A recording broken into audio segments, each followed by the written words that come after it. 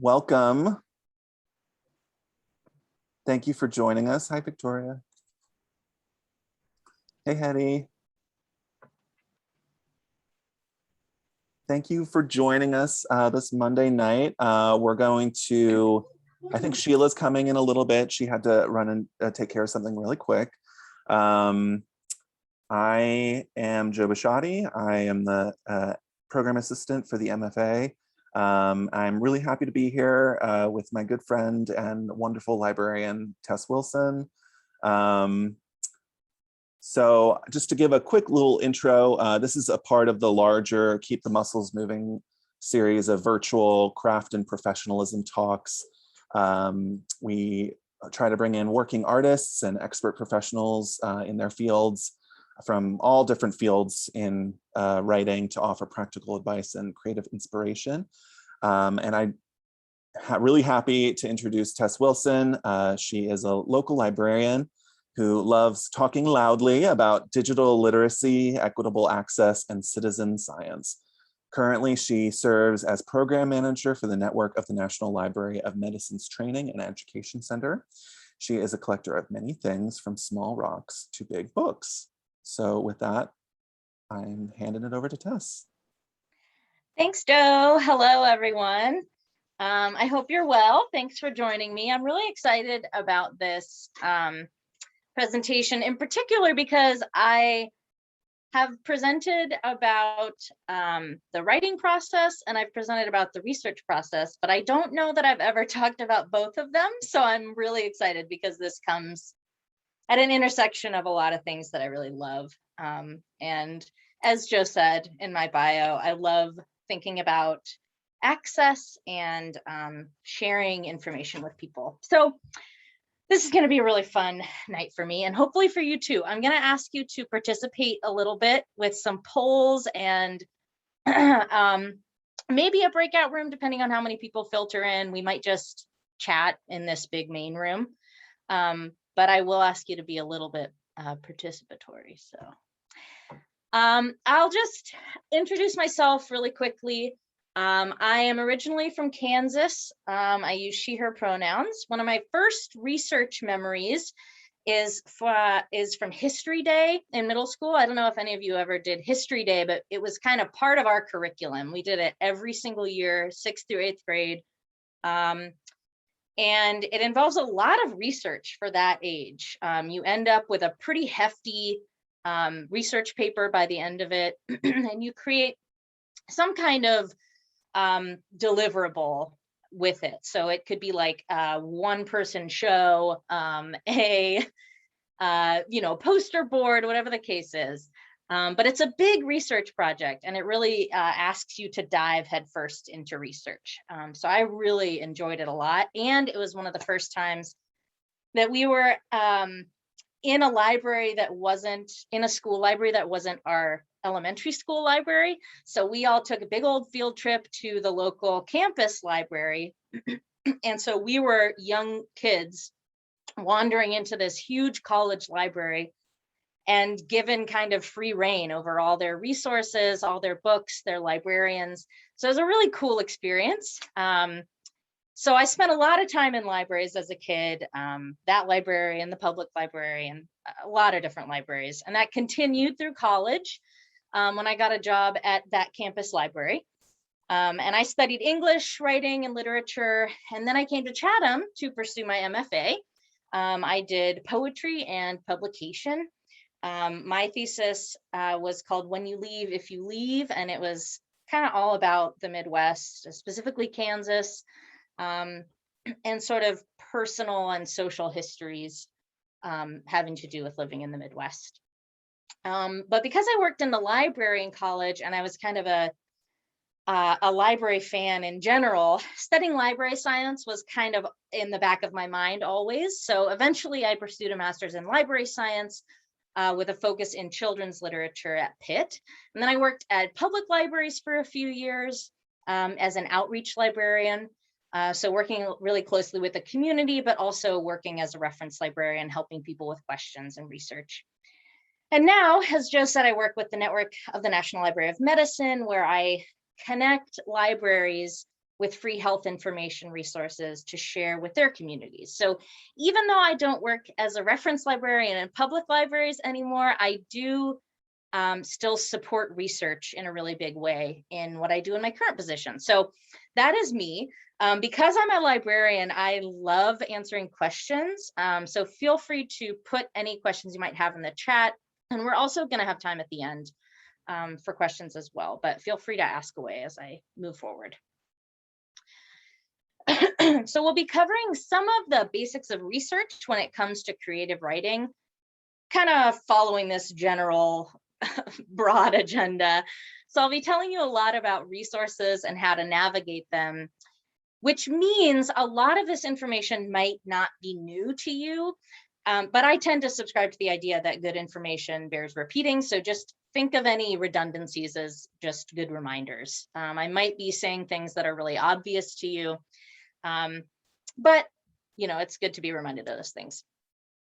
But before we begin, I wanted to launch a poll just to get a sense of where this group is regarding research. So I'll launch that poll, and then it should just pop up on your screen. And so the questions are, or the main question is, how much research do you do as a creative writer? And the answers are a lot. Almost all of my work requires extensive research, a fair amount. There's at least a little research involved. Very little. Every once in a while, I scour Wikipedia, and not at all, I don't research for my creative work. Nice. So let's see. So it looks like there are more people who research a lot than there are who research a little, but nobody doesn't research for their creative work. So this is going to be a fun conversation because I'll be asking you some questions about your research and things you might want to research. Okay, cool. So this is a great quote from Julia Glassman, who published an article about supporting research for creative writing students on the Association of College and Research Libraries blog. And I'll read the quote. Most creative writing students, save those interested in historical or science fiction, probably don't think of themselves as researchers. I certainly never considered my myriad Google searches research as an MFA student. And I think that's largely true. Creative writers research a lot, even if we don't think of ourselves as researchers. As that poll showed, a lot of us do research some do a ton of research for our work, but maybe we don't all consider ourselves researchers. There was that third question, or that third answer. I fiddle around in Wikipedia every once in a while. We might not consider that to be research, but it is. Wikipedia dives, a Google search, that's all part of the research process. So why do we research? Well, it depends a bit on your discipline, but the reasons for doing research are largely the same across disciplines. Fact-checking, getting familiar with unfamiliar subjects, learning more about unfamiliar people, places, or things, accuracy, and giving credit for what we refer to. So ultimately, creative writers research in order to enrich and deepen our stories. Plus, research can spark creativity, and we'll talk about that a little bit later tonight. Julia Glassman from that last slide kind of mentions this in that article. She says, often the research needs of creative writing students are similar to their academic counterparts. A student might need basic background information, foundational knowledge on a subject, or a quick reference for a particular scene or character. I learned this firsthand when writing my first novel as an MFA student, she says. The narrator was a thinly fictionalized version of myself, living in a setting almost identical to my hometown, and I never thought I'd have to perform research to write about such intimately familiar topics. But as the story unfolded, I found myself searching for information over and over again. I decided to make the narrator a sculptor, but I knew nothing about sculpting. In one scene, she encounters a coyote, and I had to make sure my own experiences with coyotes weren't outliers or flukes. So as we know, your characters your scenes, the themes of whatever piece you're working on develop as you write. We can't always predict what is going to happen in our piece before we write it. And often those things spring up as surprises. So in this case, even though she was writing about a character that was very close to her own experience, she definitely had to look up a lot of stuff, and stuff that was a little bit random. Coyotes or sculpting, things that she wouldn't necessarily think to research beforehand. So then what does this feel like as a reader? I thought it would be really fun to think about some of the last few books I've read and examine how research might have played a role in those books. So this is the book I'm currently reading. It's an absolute delight. It's called The Hedgehog's Dilemma by Hugh Warwick, and it's nonfiction. It's just a general overview of hedgehogs, and it has information about various hedgehog species from around the world, the history of the hedgehog in pop culture, interviews with experts, interviews with not experts, and unfortunately, I hate to tell you, there's a section about eating hedgehogs, and the author has never eaten a hedgehog, so he had to do research about eating hedgehogs.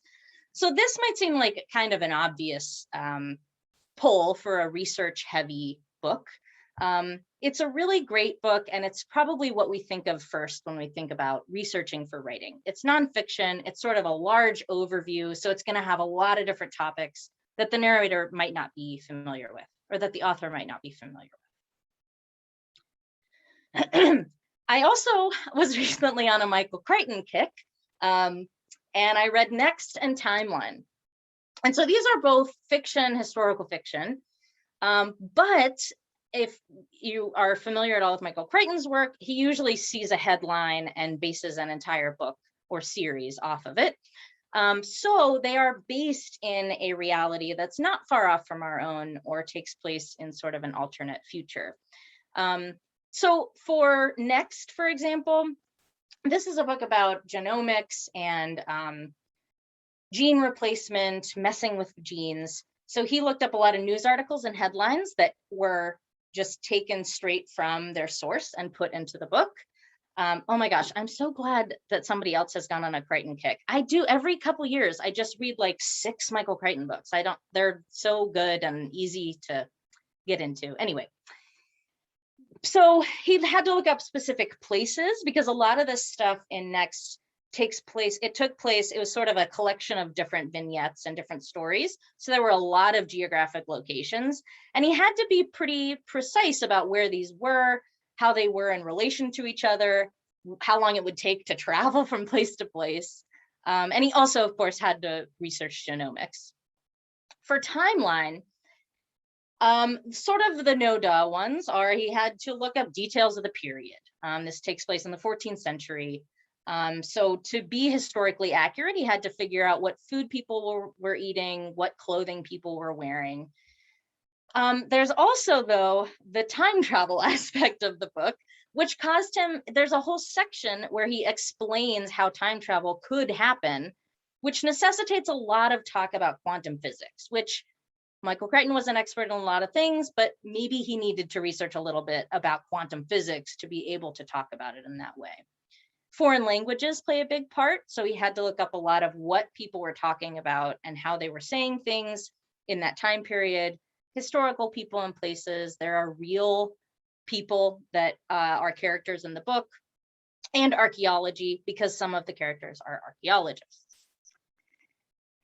This one, Road by Thomas Fox Averill, who's one of my professors from undergrad. It's fiction, historical fiction. This book was inspired by the song Tennessee Stud, which was a song originally written by Jimmy Driftwood. So this is what Thomas Averill had to say about it. I decided after years with the song, learning it at Winfield, Kansas at the Walnut Valley Bluegrass Festival in 1974, then singing it with my band, then using it as a lullaby for both of my children, that it would make a good story. It's told in first person and it's short, the way someone might recount a much longer memory.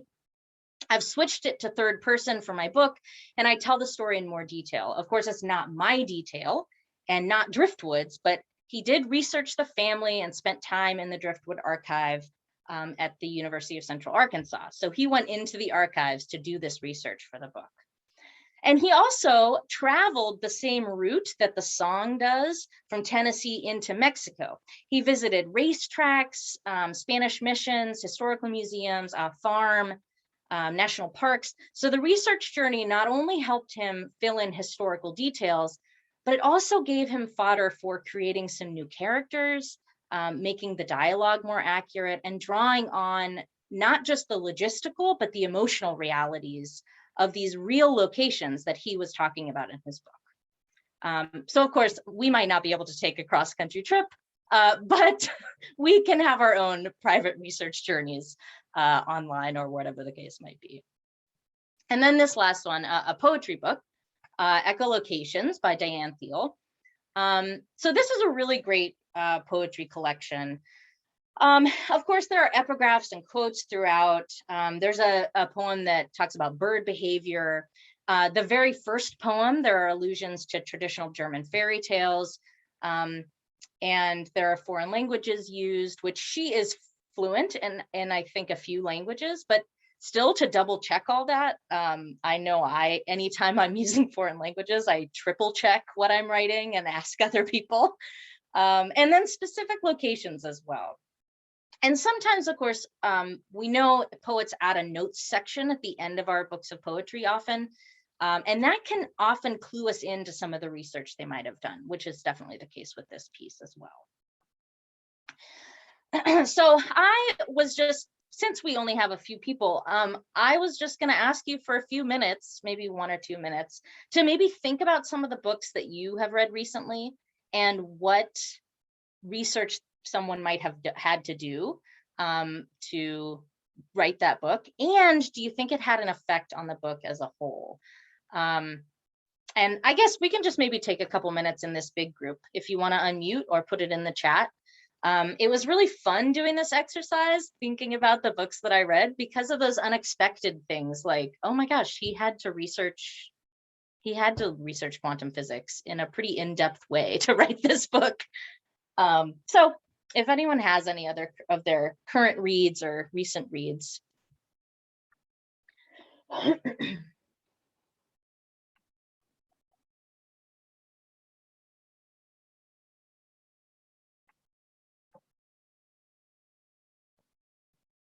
And if nobody has any they want to share, that's cool too.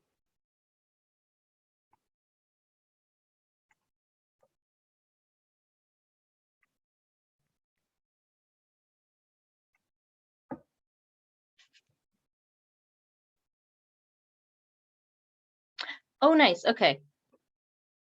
Oh my gosh. Yeah. A YA novel about 19th century whaling. A ton of research, I bet. And if you think about that too, that's sort of many different research projects, right? That's many different paths of research. So whaling, but also the time period in the 19th century. What was living in the 19th century like? We have to know those kinds of details in order to write those characters, right? And living on a boat. I mean, that's a lot of different research paths there. That's a good example. It was really, if I could just jump in. Yeah. The author really knew like what they used the different parts of whales for, women's skirts, I guess, or bustles or corsets, whatever, had whalebone in them and all this stuff. So there was really obviously an enormous amount of research that went into it. Yeah, and totally interdisciplinary. So that you would have probably looked in a totally different database for that information than you would have for living life on a boat and stuff like that. So yeah, that's a great example. I love that. Thank you. So I was going to now go into the research process. These are just some images of the general research process. Again, interdisciplinary, many scholars use research processes for various research projects. But this is essentially what they boil down to. Identifying your question, so determining your information need, in some cases that results in developing a thesis, Pre-research, so doing a little bit of background information just to get kind of a handle on what you're talking about. Finding materials using library databases and other databases to find relevant resources that you're going to mine. Reading and evaluating, so making sure that those resources are reliable. Number 5, refining your topic if you need to, narrowing your search if necessary, if you've come across a question that you didn't have before, or if your original question is way too broad, which happens a ton. You might have way too many resources to paw through. You might need to refine your topic a little bit. Organizing materials, maintaining citation notes, figuring out what's needed, what's not needed, what's redundant. Thinking and synthesizing, so kind of sorting everything out, shuffling the cards, and seeing what else you need to add to the pile. And then writing, incorporating your findings. So what does this look like for writers? It might look a little bit different. We might not need to refine our topic as much. We might not need to concentrate on synthesizing our findings in the same ways that other researchers might. But the general idea is worth adhering to. So this process is going to guide the rest of our workshop tonight, and I'll go through what it might look like with you. So I'll go into some detail about what types of resources you might be using and how to conduct research using library databases. So let's say that I'm writing a piece that's set in Kansas, and I want to know more about John Brown's raids that happened there to get some context for modern day Lawrence, because I know Lawrence is very heavily interested in that part of its history. So I'll start off with a broad question like, what is Bleeding Kansas and who is John Brown? That might open up some research possibilities. We'll say that I know there was such a thing as Bleeding Kansas, but maybe I don't know enough about it to confidently allude to it in my piece. And I'd like to find out more so I don't mix up any details, so I don't refer to anything in the wrong way, and maybe also run into some helpful contextual references in the process. Next, doing some pre-research to find some background information. So I might start with a quick DuckDuckGo search. It looks like there's a great link to the Kansas Historical Society, a PBS page down below, an article on history.com, some of the more famous images of John Brown, a link to that Wikipedia page. And another place to look is in subject encyclopedias and other relevant reference books. So for my topic, for John Brown, I might check out the Encyclopedia Britannica or maybe some state-specific resources like that Kansas historical site. But I wanted to use this example because when I was working on my thesis, I was writing a poem about hummingbirds. And I needed to know more about the way their wings worked and some other aspects of their physiology. So one of my first stops was the Sibley Book of Birds, which is a great guidebook, and the All About Birds site from the Cornell lab. So those were sort of that pre-research. Let's just get an idea of what I'm looking at here. Maybe I'll find some keywords that will help me refine my search or dig a little deeper. But those kinds of these reference books, encyclopedias, things like that, they give great overviews of whatever you're researching, and they also give you a really good foundation of knowledge to start with. And if you're able to take a look at reference books or guidebooks in person, they often have a lot of full color illustrations and photographs. So encyclopedias and guidebooks can also serve as inspiration for other prompts or for world building exercises. So those can be a really nice in-person. Tonight, we're going to talk a lot about virtual research, but if you can get to a library and look at some in-person reference books, it's often a really great way to find some inspiration. Next, I might check out one of my favorite encyclopedias, Wikipedia. And it looks like they've got a really great article here with some historical images, some links to other pages. And a quick note about Wikipedia here, which might not be news to a lot of you, but for some, it might be a bit of a revelation. In any Wikipedia entry, you'll find links and you'll find numbered footnotes throughout. These links can take you on a really fun research rabbit hole because they lead you to other related Wikipedia entries, and you can really easily end up in really funny, strange places. And it can be a great way of mimicking the concept of serendipity, which is sort of a concept in human information interaction that I'll talk about in a little bit. This is one of my favorite concepts of that discipline. But those footnotes, if you click on one of those footnotes, or if you scroll to the bottom of the page, you'll find a list of references. Now, that is a super handy tool. It's kind of a treasure trove when you're conducting research. Just like you can in any scholarly article, you can use those citations to lead you to journal articles, to reference books, and a lot of other stuff too, images. So like I said, that might not be news to some folks, but it is kind of a hidden gem that's really handy if you're just starting off with your research journey.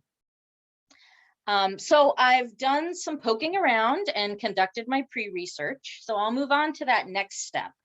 But first, I am going to talk about serendipity for just a moment. So serendipity is defined as a category used to describe discoveries in science that occur at the intersection of chance and wisdom, which I think is a beautiful definition. And it's also a beautiful concept. So in library science specifically, serendipity is defined as a sort of happy accident in which an information seeker unexpectedly stumbles across relevant information.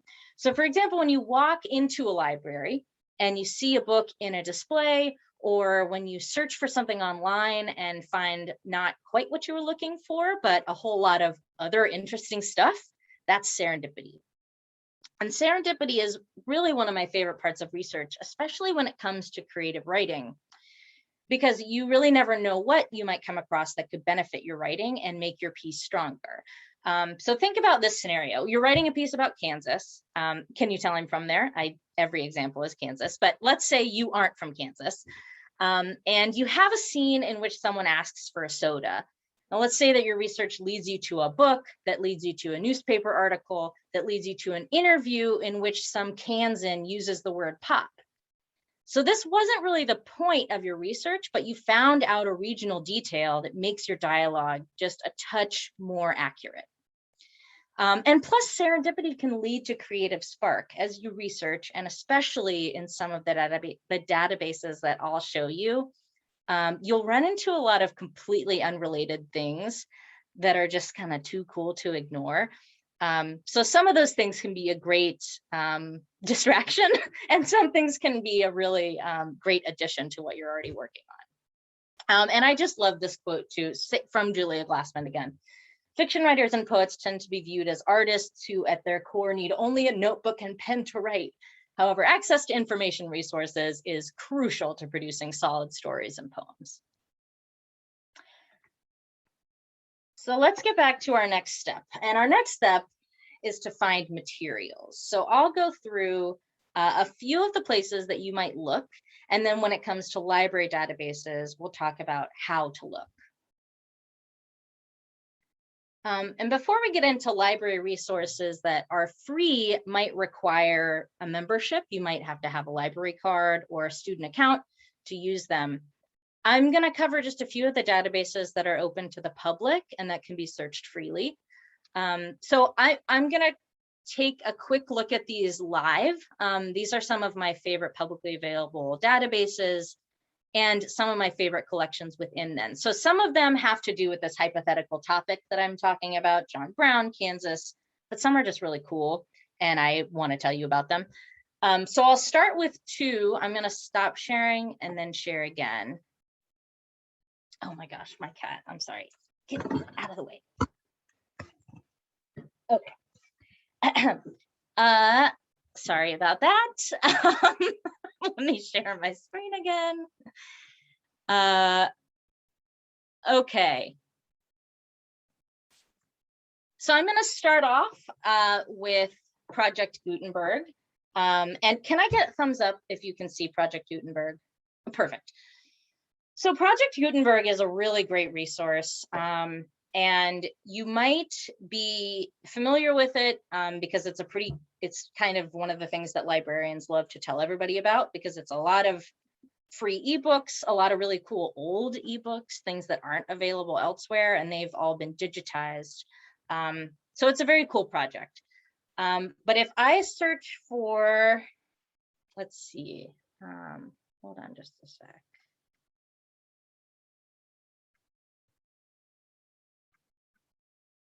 All right, if I search for, let's see what I come up with if I search for John Brown. So I come up with a lot of different, maybe related articles. This one was kind of cool when I was looking at it earlier, A Plea for Captain John Brown by Henry David Thoreau. And of course, on Project Gutenberg, it's available in a lot of different formats. So hopefully something will be compatible with whatever device you're using.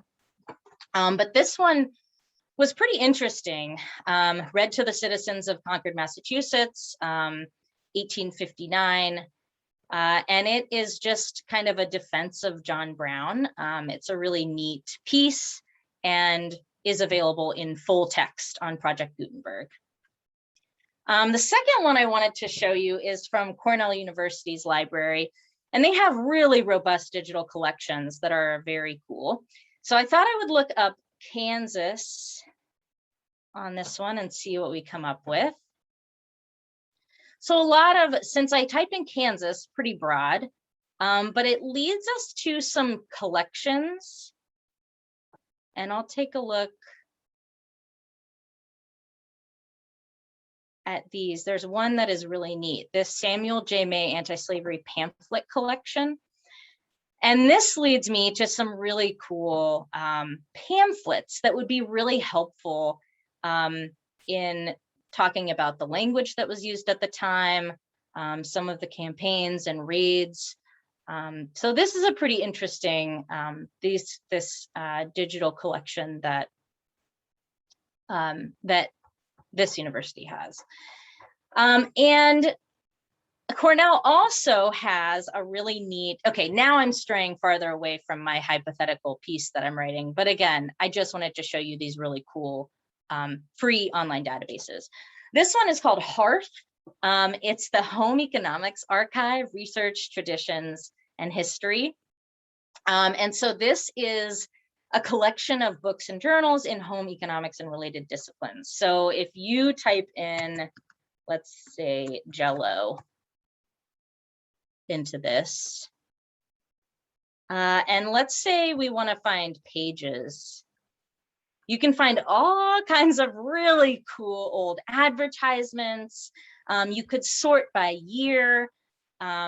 This is just kind of a treasure trove of these articles and advertisements from old issues of Good Housekeeping and Home and Garden magazine and all these really cool old magazines and journal articles. All right, the next place I want to take you is the Library of Congress. They also have a really robust digital collections. And if you're just on the homepage, they'll show you some of the really interesting ones that folks like. But there's a ton of them. One really cool one that I wanted to show you, and it's a pretty intuitive search here. You can search everything, maps, digital collections. One I did want to show you was this Detroit Publishing Company. This is just a really cool collection of photographs and different images from throughout history, and you can narrow it down to the date and the state. So it just is a really cool, a really neat way to sort of, if you knew the year and the state of where your piece was taking place, it might be a really neat scene setting exercise to just take a look at what they have. Because they're pretty random. They have a lot of different images from a lot of different time periods. This is the Old Carnegie Library. So that is a really neat collection too. And the Library of Congress, of course, I mean, notoriously, it's a really great resource for you to just kind of dive into. Little biased here, but the National Library of Medicine also has digital collections. And they have some really cool digital collections that are, granted, health focused. But one that is really neat is called The Public Health Film Goes to War. And it's just a collection of old health PSAs from, there are some that are kind of relevant now, but there are just some really interesting wartime public videos here. Another kind of random one, but just a pretty cool resource to know about. And they, again, have a lot of, they also have health profiles in science. And there are a lot of scientists and health professionals from history that are profiled there. And they have really robust, a really robust collection of those as well. Okay, second to last, this is a really cool resource called OpenEye. It gets a little gnarly depending on what you look for, what you're searching. So I'm just going to type in fracture because that's relatively tame. Like I said, this is a medical, so what OpenEye is a medical image database. So it's a ton of medical images that are freely available. And it's just a neat resource. But I was talking to Joe about this. If, let's say, you wrote something about gangrene or about breaking a bone and you never have had or done either of those things, it'd be pretty handy to know what that looks like or have accounts of what that feels like from folks. And this is kind of a good resource for that. So again, this one is pretty gross, but it's such a cool resource. I love telling people about OpenEye.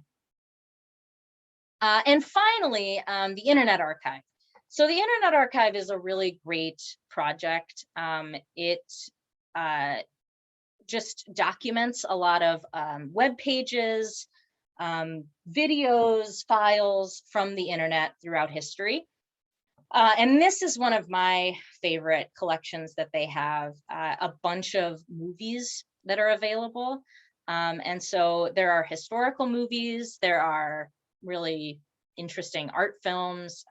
So the Internet Archive is a really fascinating place to look to. And again, that serendipity concept, you kind of never know what you're going to run into on the Internet Archive because it's documenting the internet, a very wild and large monster. So it is a pretty cool resource as well. So I'm going to stop sharing that and reshare my other screen here.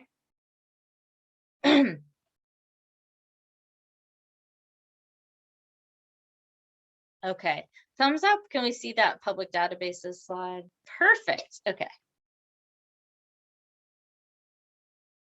So I realize if we have any long distance folks in here tonight, they might have different public libraries at their disposal, but I will be using one of our wonderful library systems, Carnegie Library of Pittsburgh, for today's purposes.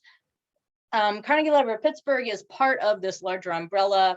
Our county is all united by the Allegheny County Library Association, which means that any public library in the county, you can request a book and pick it up at any location and drop it off at any location. And you have access to all the books in all the public libraries in the county.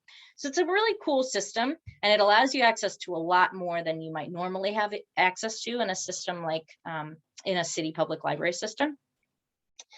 And this is what the standard search bar looks like here.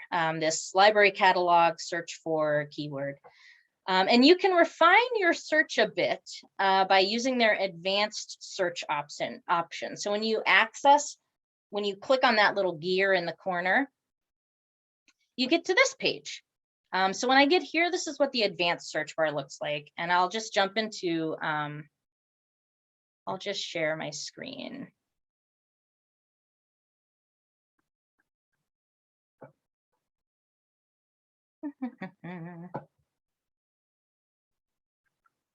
Sorry, so much time spent sharing. Okay.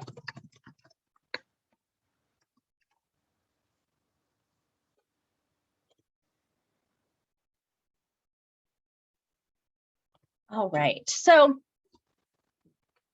when I end up at, when I end up at the advanced search,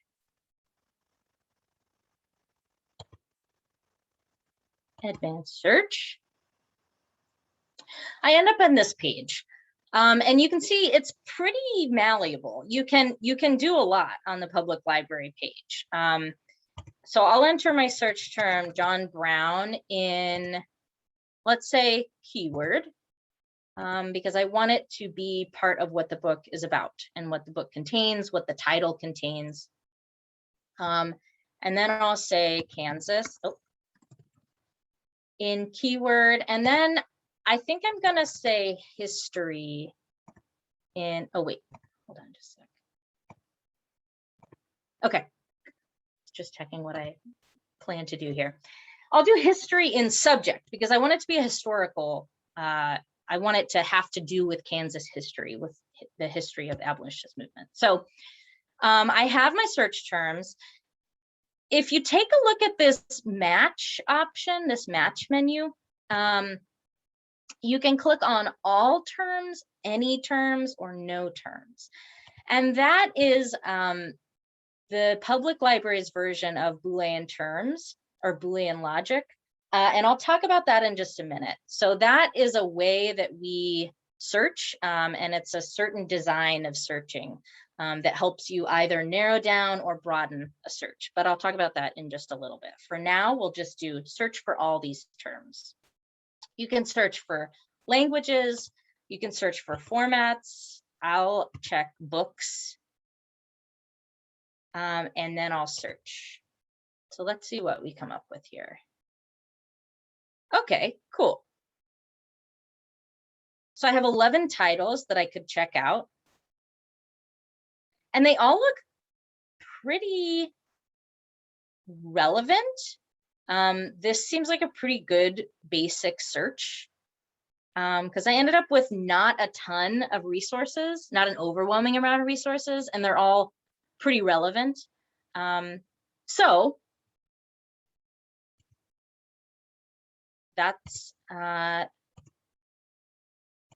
was our public library advanced search example. So when I talk about keywords, I just want to take a moment to talk about what keywords are and why they're important, which seems like kind of an obvious conversation, but it's really helpful to think about. So keywords are incredibly important when you conduct research because they can lead you straight to the perfect reference, or they can easily lead you in the wrong direction. So you saw by that example, the keywords that I chose really narrowed it down to a good stack of books that were manageable and relevant. But it can easily, if your keywords are off just a little bit, or if they're a little too broad, it can take you in a totally wrong direction really quickly. So it's really helpful to narrow down your topics and have clear keywords. And of course, you can always add or change the keywords you're using. If you think about the game Password, if anyone remembers that game, where you used glasses with certain colored lenses, and they reveal a hidden phrase. Unless you have the right combination of keywords, you might not find what you're looking for. But once you get the right color lens, you can see exactly what you need to find. So some of the strategies for narrowing down your keywords: writing down a sentence that sums up your research topic, picking out the important nouns, finding keywords in a bibliography or an encyclopedia entry. Sometimes those keywords will be listed. Sometimes they're subject. So you might have, they're listed in the subject metadata. So you might have to use that as fodder for keywords, or using a keyword generator. And University of Texas has a really handy one that sort of guides you through the process. It asks you to put in a sentence, a topic sentence about what you want to research, and then helps you kind of whittle it down. So I was going to ask you all to think about, maybe take 2 minutes to think about a subject you might want to research for a current project. And then using one of those strategies, determine maybe 4 or 5 keywords to use and keep those for later. So I'll go back to that slide. So let's take 2 minutes and do that.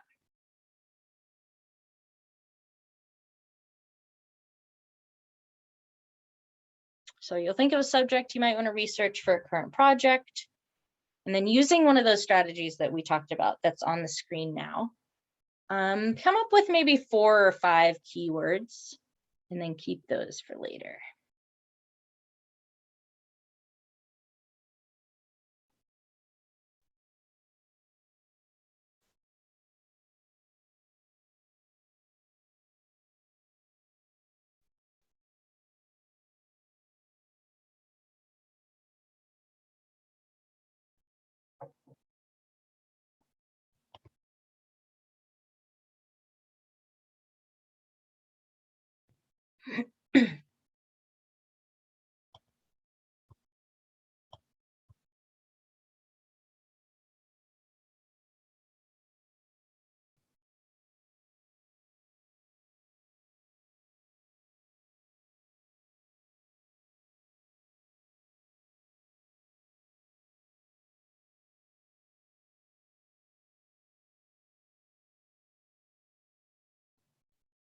Okay, so I'm going to move to the next slide, but you can continue to hammer out your keywords if you need to.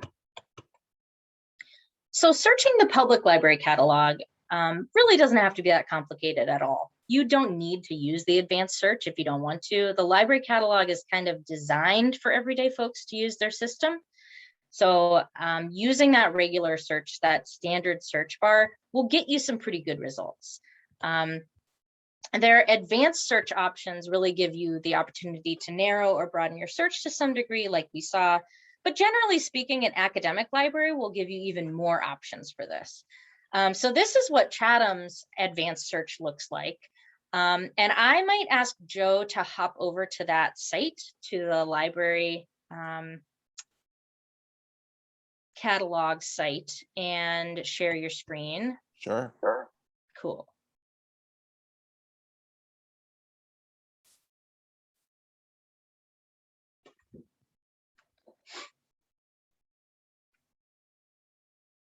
Is that showing up? Yeah, perfect. So if you just want to go, let me make my screen bigger. So if you just want to go to library catalog, that tab there. Yep. And then go to, just click browse. Oh, anything in that drop-down menu? No, Okay. it should be, that should just take you. Yep. So that will take you to the library catalog. And here we can see some things that we're familiar with here. This keyword, and keyword, and keyword. So let's do John Brown and that first keyword. Let's do the exact same thing we did in the public library and see what the different search is. So John Brown, Kansas, and then history. And then if you want to, use subject, and we can already see there's a ton more options that the academic library gives us than the public library gives us, simply because of the nature of the resources that academic libraries have. They have a ton of different journals. Okay, so let's click search and see what we come up with. Cool. So some of the same. So The Good Lord Bird, a recent book about, a book about John Brown, that was also in our public library search, but there are some other ones that weren't. There's some really interesting books about abolitionists, A Family Journey Through American History, an encyclopedia. So a lot of different resources that we didn't necessarily get in our public library search. Thank you, Joe. So if you want to, you can stop sharing. and we're doing a lot of back and forth there. This is a good exercise in sharing screens here. So I want to take a second to talk about Boolean search logic.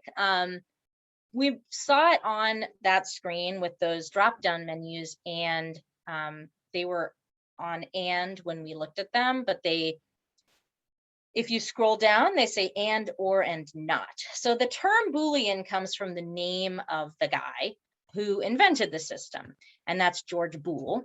And Boolean logic is interdisciplinary. It applies to a lot of different things, algebra, math, science, but it's a system of showing relationships between sets by using what are called operators. And those are the words and, or, and not. So those operators will help you broaden and narrow your searches. So we saw a small example of this when we used the public library's advanced search, when it asks us match all, any, or none of the terms we put in. So if we're using Boolean search logic, and you can kind of easily see how this would narrow it down. If we look for John Brown and Kansas and not Missouri, then it would definitely narrow down our search topics. So it really helps us narrow stuff down. It could also help us broaden those topics too.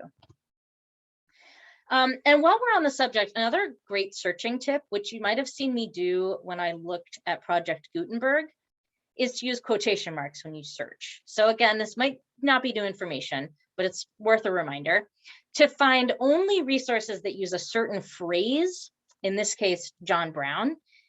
Put the entire phrase in quotation marks. So using quotation marks means that the search results will only include resources that use that phrase or a synonym of that phrase. So if you search for multi-word term without using quotation marks, you'll find all those resources, but they'll be mixed in with resources that aren't relevant and that split those two words up. So this example, if I search John Brown, I might get to John Brown and his men, which was one of the resources that we found. But if I search John and Brown, they might show up in different parts of the title, and I might get something random like a book like John and his brown shoes or whatever the case might be.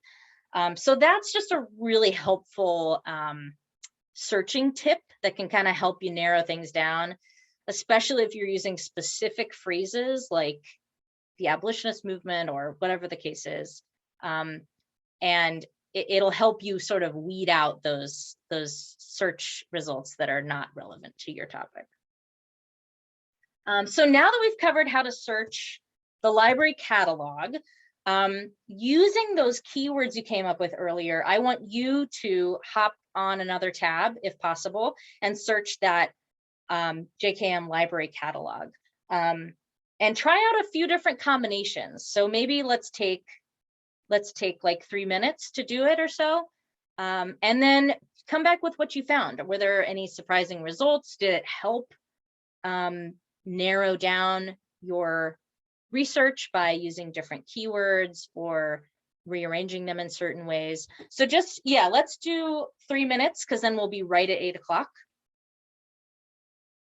But yeah, use that search, that library catalog search and see what you come up with.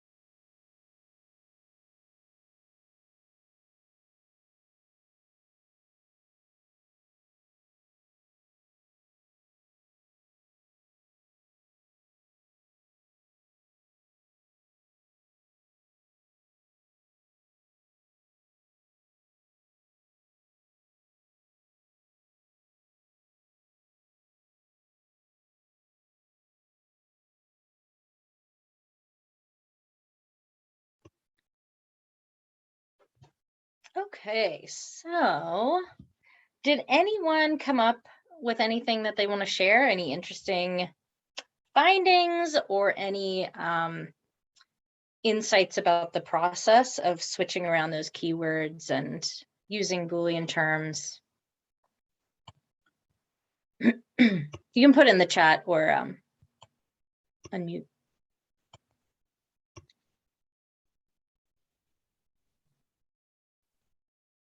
For me, I know I've never used the Boolean distinctions before, and I found that incredibly helpful to help me narrow down my word choices. So I could like play around with the ands and the ors and then go back and revise my initial wording for the keyword search. So that was fun to have that kind of play around. Nice. I'm so glad. It is wild how much it can change your results sometimes. It's really helpful to kind of fiddle around and see what works. And as you get into your research process and you know what you don't want to be looking for, so if you keep finding articles that mention, in the case of this hypothetical project, if I keep finding articles that mention Missouri and I just don't want to talk about Missouri, I can say no Missouri. I just want to know about Lawrence, Kansas. I promise, my Kansas bias is so strong, I can't hide it at all. But whatever your specific situation is, but it can be really helpful. I'm glad that you found it helpful. It's kind of a, not a secret, but kind of a nice tip that librarians, we love to share it with people because it really helps with the search process. Anybody else have anything they want to add about their experience with this?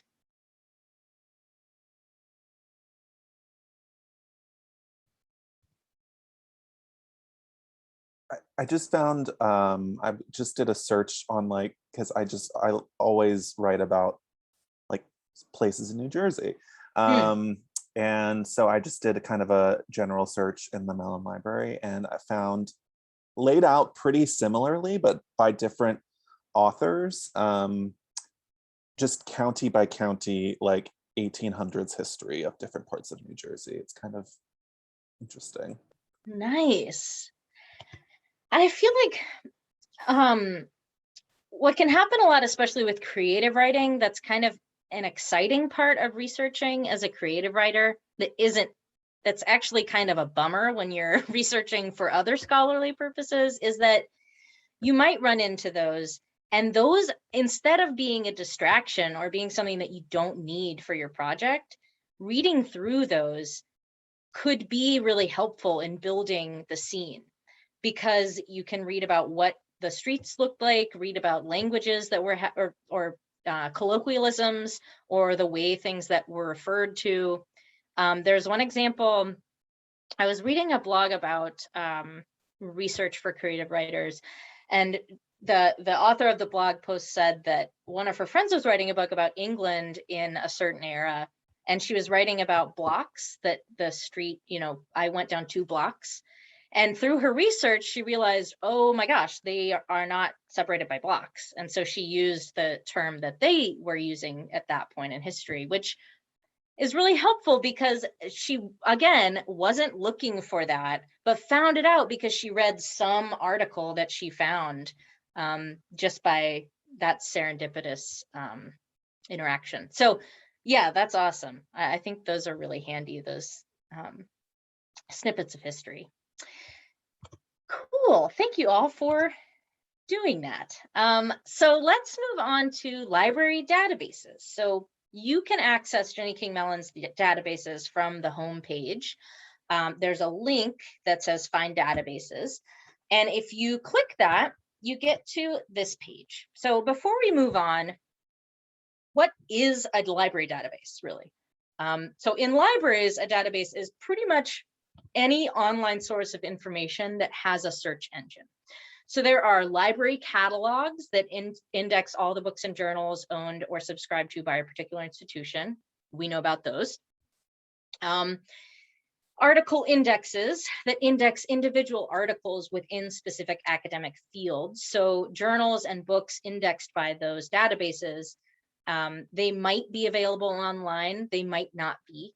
If you click, you should be able to filter whether the full text is available or not. And that's really helpful because you don't want to end up finding a really interesting article that you can't access. So it's helpful to, if you want to read something right now, make sure the full text is available.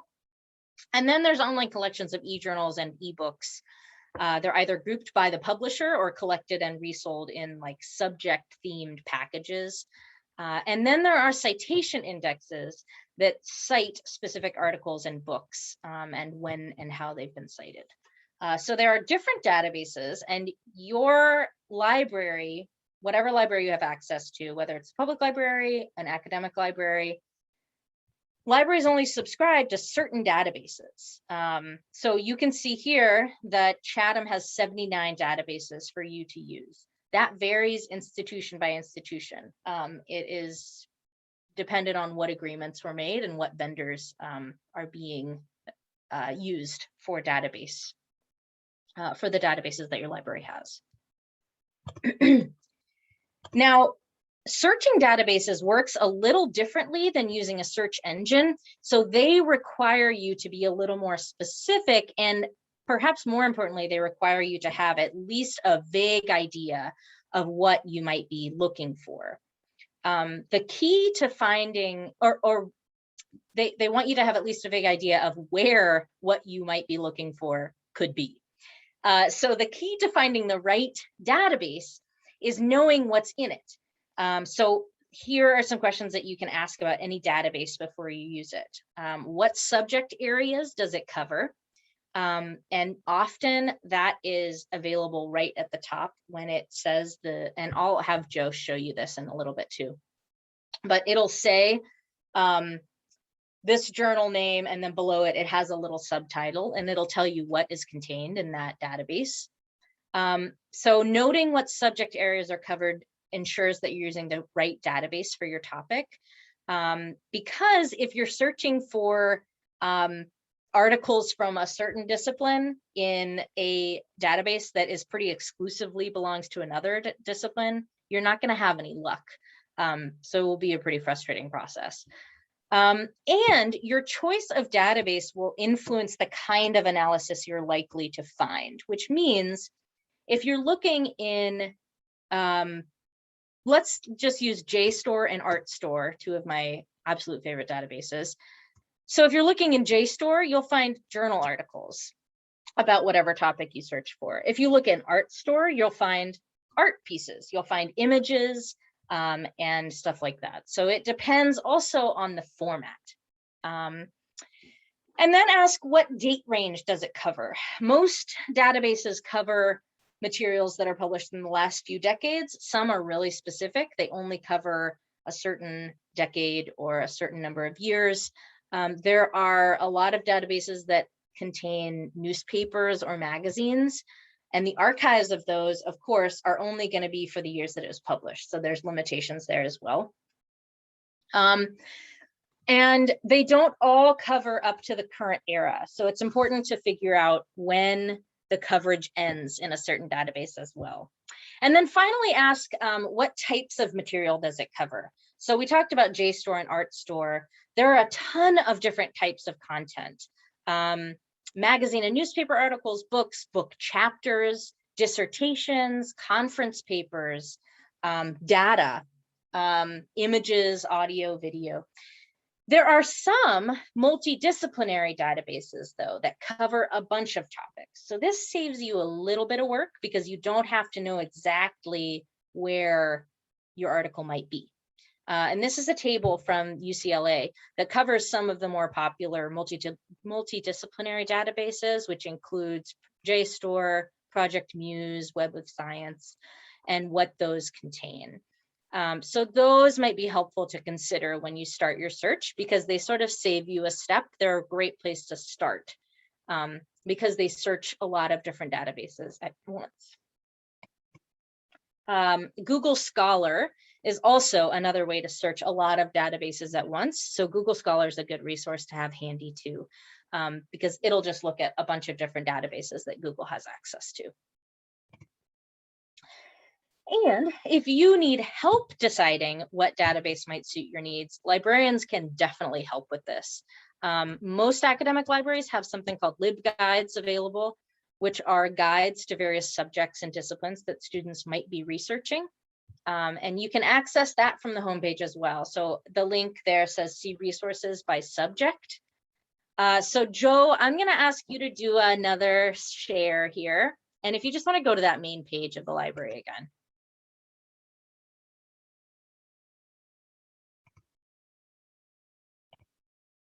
Perfect. So do see resources by subject. Click on that. And then go to this first one, program and course guides. And this is all of the LibGuides that librarians have created to help folks figure out where their articles that they're looking for might be. So LibGuides are incredibly helpful. Let's look at history.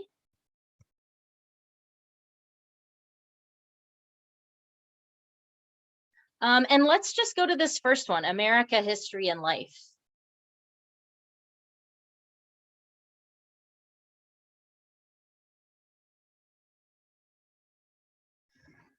So now I want to take 1 second just really quickly to talk about EBSCO. So EBSCO and other, EBSCO is one of a number of hosts. And EBSCO owns a bunch of different databases and uses the same search engine. So it looks really similar when you log into one of these, but they are searching different databases. Right at the top, it says searching America, History with Life in full text. But EBSCO is just kind of this governing body that owns a bunch of databases and then feeds them to the library database that you have access to. So let's search, let's do advanced search. This looks pretty familiar. Let's do John Brown in Kansas in the subjects. And search and just see what we come up with. Is it subject terms? Yes, let's do subject terms. And again, you don't have to. Let's just search with these two. Okay. Just to see what's up. Okay, so and on the left, on this left toolbar or menu, you'll notice that you can limit it to full text. So let's go ahead and do that just so we know that we can access the text that we want to read. So we can see some things here. Looks pretty handy. Some image results coming up too. That's cool. Some more recent, some overviews of movers and shakers in Kansas history. Okay, let's go back. And let's add Lawrence, L-A-W-R-E-N-C-E to that, and then the subject again. And let's search and see if anything different comes up. Okay, so nothing was found with that, right? So we narrowed it down too far. So that will happen too. And it's really important, this exercise that I just asked you to do, to fiddle around with those and see what's available. And then if you end up not finding any results, then you can ask a librarian. They're available for chat on the Jenny King Mellon website at most times of day. But this will happen too, that you'll end up with no results at all. And then you'll need to kind of go back, refine, think of new keywords. And I was gonna ask you too, Joe, if you could go back, we'll do another search, back to the A to Z databases. So back to the home page. Yes, yeah. Perfect. Okay. Yeah, find databases. Let's check out Art Store. So it should be, yep, it's right there. Let's see if anything comes up on Art Store. I want to show you one that is that's a different format. So Art Store is images, multimedia. So let's type in John Brown in quotes and Lawrence. Oh, sorry. That's okay. No, that's fine. This will give us what we want it to. So we can see a lot of the famous images of John Brown. If you scroll down a little bit, and there's some that are not just photographs. So there are some interesting, I know there's a series. Actually, let's go up and type in Lawrence too. In addition to that, yeah, you can just type it in the same. Because I know there are a couple, yeah. So there's some really cool, more impressionistic pieces here, which could give us a really neat, kind of a neat search. This one on the third row down, third in, that piece is really, I was looking at it earlier. It's just kind of a beautiful piece, but this could be a really neat way to get some inspiration that isn't text, to look in these other formats as well. So cool. Okay. Thank you, Joe. Thank you so much. So I wanted to show you two different things. Chatham, of course, they have 79 different databases that you have access to. So you have a lot to choose from. And one other thing that I wanted to tell you about is that Chatham is cool. Chatham is cool because they have these really specific focus areas in the university as a whole, which include food studies. So Chatham has access to some databases that not a ton of other libraries, I don't see in a ton of other libraries, like the Bloomsbury Food Library.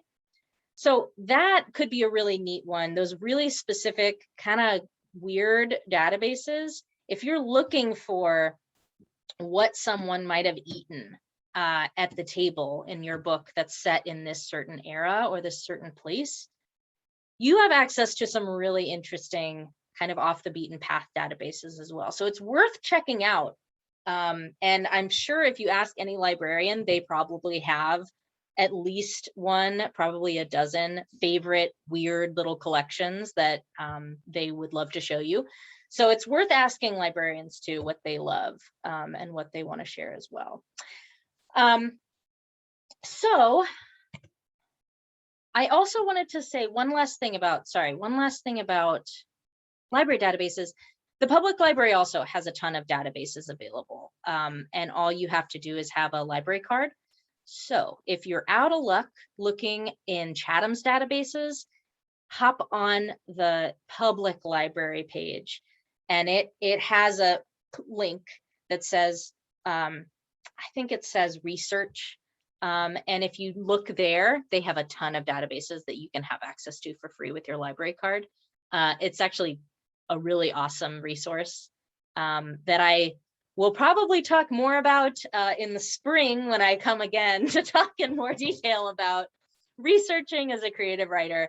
But that's a really good, so if you kind of run into a wall, check out the public libraries page too. And of course, get a library card because you have access to all that great stuff. So finally, one of the last stages of the research project, but one that should be happening throughout. I'm going to share my screen.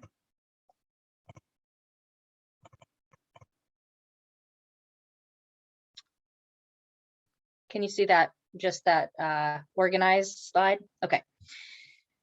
So this one should be happening throughout, is organizing your sources.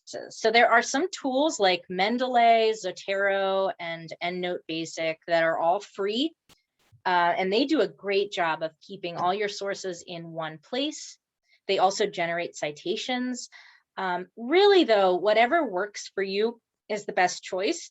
Even a simple spreadsheet like the one on this slide could be perfect for your needs. So make sure that you have more information than you think you'll need from every resource. So the author, the title, the format, where you found it, if you used it, and where you used it. So if you used it for an epigraph, write that down, because it's so easy to forget what you used for a certain spot. And this is super helpful to keep track of that. The citation and then a link to it. One thing to keep in mind is that even if you don't end up using all your resources, it's super beneficial to keep track of them as you go. So go into the process right when you start of tracking your progress in some way, especially when it comes to researching for your thesis, because it always happens that I think of a quote I read somewhere during the process that I want to include, and then I essentially just have to do all that research over again to find it. But if this does happen, you can always ask a librarian, because we are really used to the question, I remember a book from my childhood and the cover was red. So we're really happy to help with questions like that. But it's very helpful for your work if you keep track from the beginning and keep track of more than you think you'd need to. I have one last question to close us out.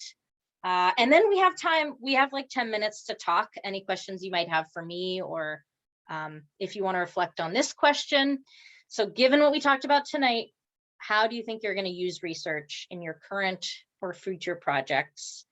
I don't think we have a lot of first years here tonight, but if anybody in the room, oh yay, okay. So think about maybe future projects. If you're currently working on your thesis though, maybe how you might use research for your thesis. Yeah, I was just interested in how you think you might use what we talked about tonight, or if anything sparked anything, or if it didn't at all and you still have a ton of questions. Now is the time. Yeah, just feel free to unmute. Yeah, if I may, hi there. I'm a little late to the party. Sorry about No that. sweat. But I really enjoyed what you had said about kind of gathering information regarding, I think it was table etiquette you had referenced. But I am, given some of the material I've been reading from other authors, I really want to get a lot more descriptive and go down the rabbit hole, so to speak, of food in my fantasy series or the novel that I'm getting into. So although it's fantasy, and I guess I could include whichever kind of food serves the story, I'd like to get a little bit more historically accurate, even just for what the world takes for its bones. Like, is it more of like a medieval setting? I'd like to be at least a little bit accurate, so that you don't get anything that's too like polarizing. Yeah. So what could you maybe talk about at greater length again of what I might do in respect to finding out that information, of like going to a library resource and trying to find the information that would serve me in Yeah. that regard? Sure. So I think I'll ask Joe to share your screen again, because we'll take a look at, like I said, Chatham does have some cool food related databases that I don't think the public library has access to because they're so specific. So let's go back, to the very beginning, the homepage there, find databases. And this is kind of handy too. If you see these drop-down menus, it'll tell you the subjects that are covered, the types, yada, yada. So let's look at food studies and see what databases come up. So yeah, you have the Bloomsbury Food Library and some other ones as well. Let's check out the Bloomsbury Food Library. This would be a good place to start.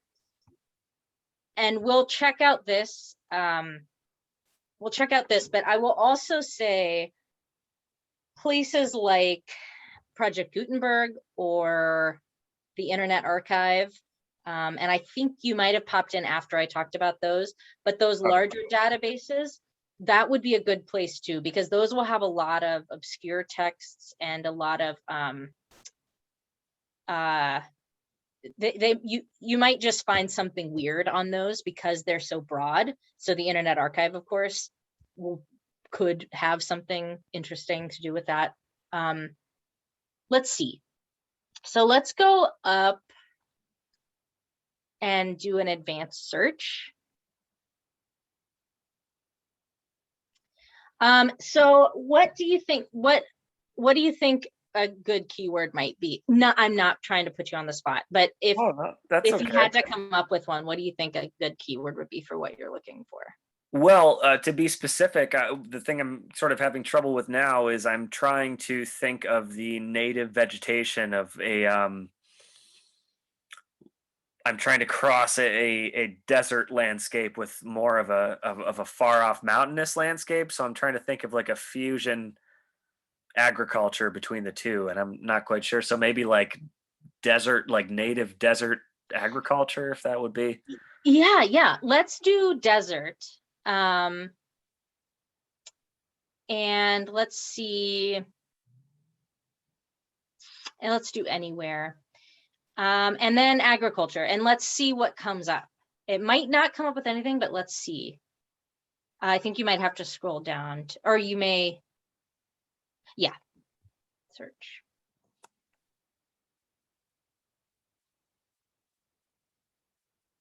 Okay.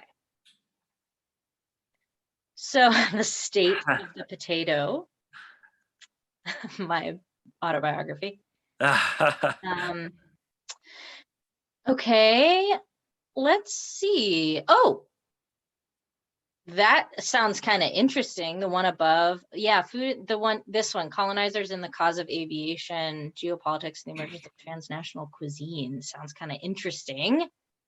But a lot of these don't look too specific. So let's go back. Let's see if we could narrow this down a little bit. So we have desert, agriculture. Let's see. Desert, agriculture. Let's do desert farming. Let's see if that comes up with anything. That kind of synonym there.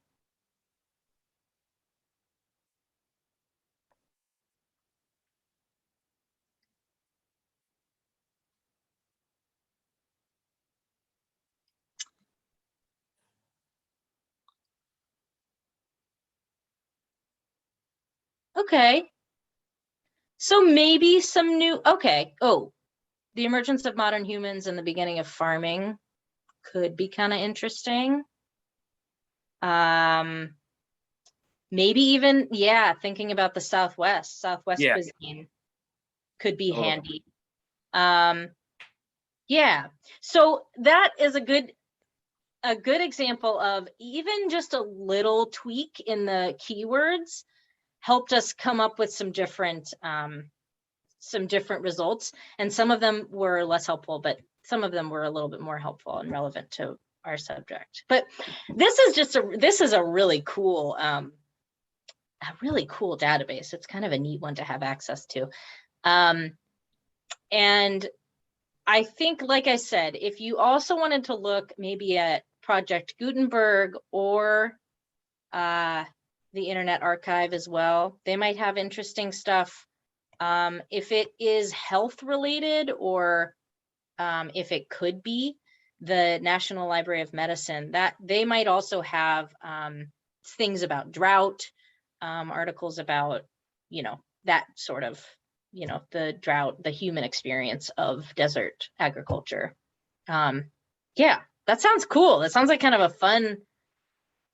This is the one of the really cool things about researching for creative writing is that there's no right. I mean, you're using, especially if you're thinking about fantasy or sci-fi or even historical fiction, there are realities that we should know about, but then we can create whatever reality we want. And it's even more solid because it's based on these sort of real aspects of the human experience, which is, I don't know, a really good defense for researching as a creative writer, I think. So Yeah.